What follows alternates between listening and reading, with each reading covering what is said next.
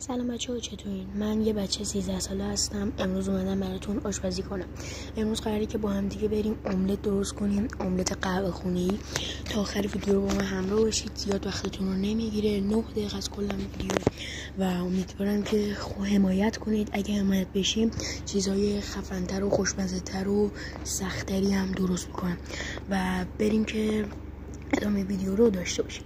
اول از همه یه پیاز برمی داریم، یه تیکش رو قاچ میکنیم، یه تیکش رو نگینی میکنیم یا حالا به هر جوری که دوست دارید. من نگینی کردم، شما میتونید بیاین یه جور دیگه هم خورد کنید. من نگینی کردم که یه جورایی پیاز کاراملی درست کنم.